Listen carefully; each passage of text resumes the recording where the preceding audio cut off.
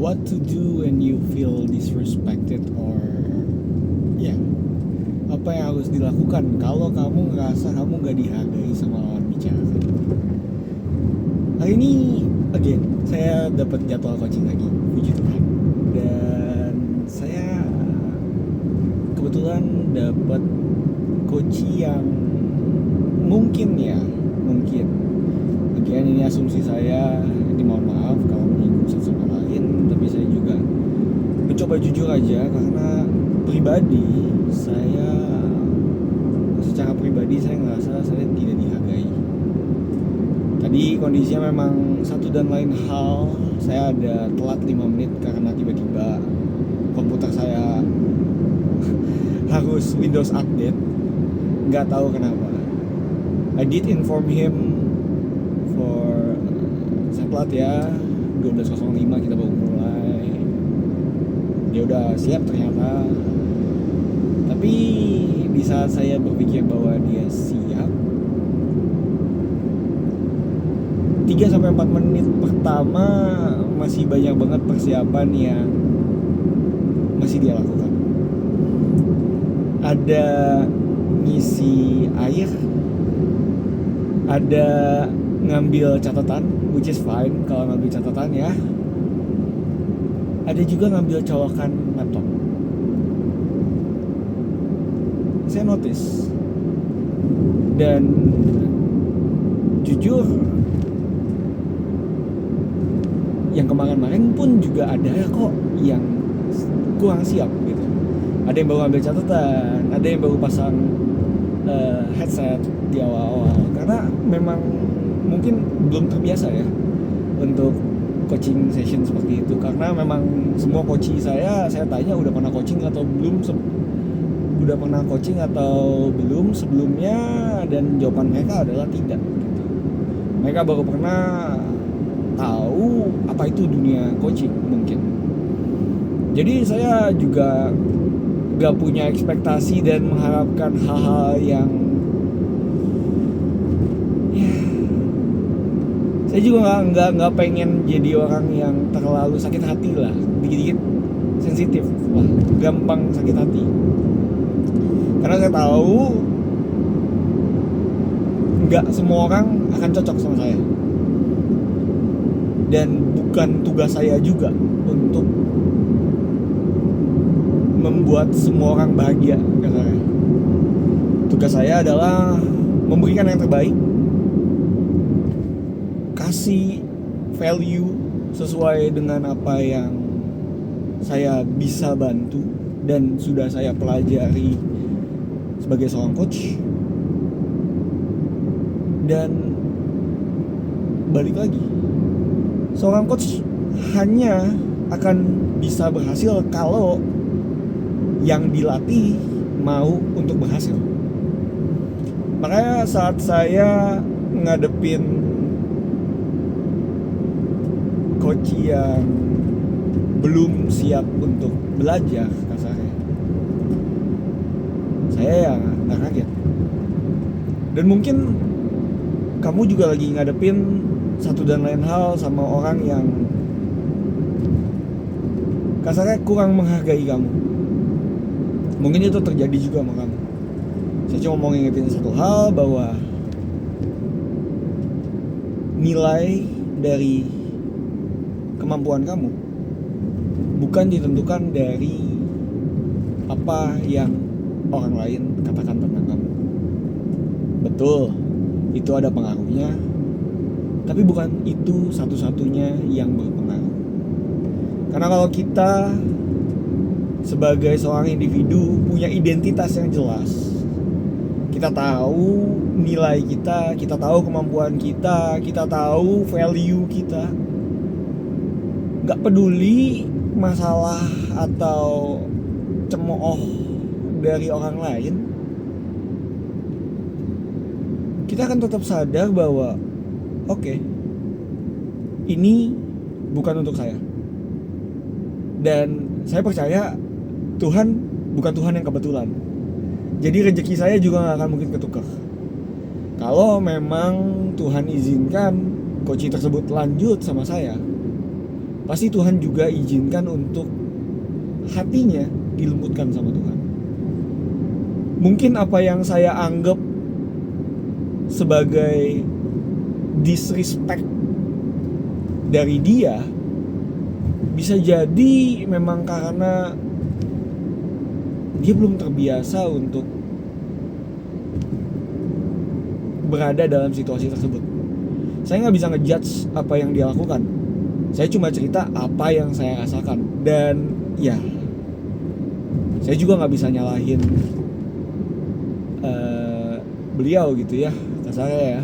Karena mungkin ya saya tahu apa gitu. Kalau di matanya dia mungkin ya, di mata orang lain saya mungkin dia ngerasa bahwa dia lebih daripada saya. Dan mungkin memang ada, dan bukan mungkin, pasti ada hal-hal yang dia jauh lebih baik daripada saya. Tapi ada juga hal-hal yang jauh lebih baik saya miliki. Saya pernah tanya sama coach saya tentang, ini kliennya kebanyakan orang yang lebih tua daripada saya, yang lebih hebat daripada saya. Apa yang harus saya lakukan? Inti dari jawaban beliau adalah, sehebat-hebatnya orang, tetap ada 1-2 hal yang mereka bisa pelajari. Dan seburuk-buruknya orang, kita masih tetap bisa belajar dari orang tersebut. Jadi balik lagi, kalau memang orang tersebut memang mau belajar, gak usah takut bahwa kamu gak bisa memberikan yang terbaik.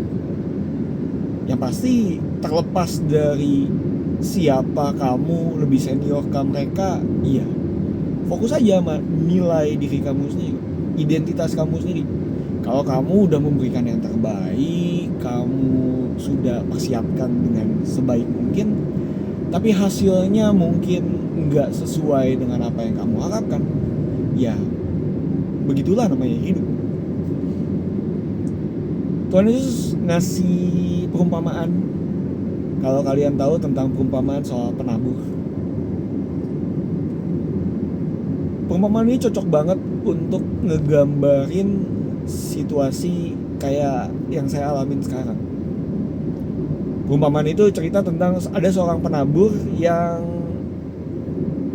kasarnya menaburkan benihnya. Dia sebar begitu ya. Ada benih yang jatuhnya ke tanah, ke jalanan. Ujung-ujungnya diinjek orang, dimakan burung, gak bisa bertumbuh. Ada juga benih yang jatuh ke tanah yang kering, bertunas sedikit, tapi mati karena kurang nutrisi. Ada juga benih yang jatuh ke tanah yang cukup oke, tapi penuh dengan semak belukar. Dan yang terakhir, ada yang jatuh di tanah yang subur dan bisa menghasilkan buah yang luar biasa. Saya nggak perlu jelasin apa arti perumpamaan itu, karena Tuhan juga udah jelasin di Alkitab. Pastiin kalian baca Alkitabnya. Tapi intinya mungkin aja beliau ini adalah benih yang jatuhnya di tanah yang kering. Ada beberapa insight yang mungkin masuk sama dia, tapi karena apa ya, kepercayaan dirinya atau mental limitationnya dia yang membuat dia jadi kurang ada dalam posisi siap belajar kasarnya. Dan saya cukup fokus sama yang bisa menghasilkan buahnya. Tugas saya adalah nabur benih, tapi Tuhanlah yang nantinya akan memberikan pertumbuhan. Paulus bilang, Paulus menabur, Apolos menyiram, tapi Tuhanlah yang memberikan pertumbuhan gitu. Jadi kadang mungkin caranya saya salah juga bisa jadi gitu ya. Saya harus refleksi diri juga, bukan berarti saya juga udah sangat baik banget untuk menyampaikan value-nya, bukan berarti saya juga udah luar biasa sehingga saya bisa berhak untuk merasa tidak dihargai. Dan ya jadi refleksi ke diri saya juga gitu, bahwa Tuhan aja udah kasih perumpamaan kasarnya ya, dari setiap hal yang kamu lakukan 25%-nya baru mungkin sukses gitu ya. Kalau kamu udah sukses rate-nya 25% itu udah bagus. Kasarnya kan kebagi 4 tanah gitu ya, 100% bagi 4, 25% udah oke lah gitu. Dan kebetulan kalau dari kemarin total udah ada 4 koci. Kalau yang ini masuknya ke tanah yang dimakan burung atau tanah yang kering, ya udah. Kenapa harus sedih? Kenapa harus pusing gitu? Tuhan aja bilang di pengkhotbah untuk kita tetap naburnya pagi dan sore, karena kita nggak tahu mana yang akan berbuah gitu. Intinya tetap tahu value kamu, tetap lakuin yang terbaik, dan kerjakan itu seperti itu untuk Tuhan. Nggak akan pernah kecewa akhirnya. Memang perasaan ngerasa nggak dihargai, ngerasa nggak mampu, dan perasaan tersebut memang pasti akan selalu ada. Dan kadang-kadang juga dimanfaatkan oleh setan untuk membuat kita jadi jauh dari Tuhan.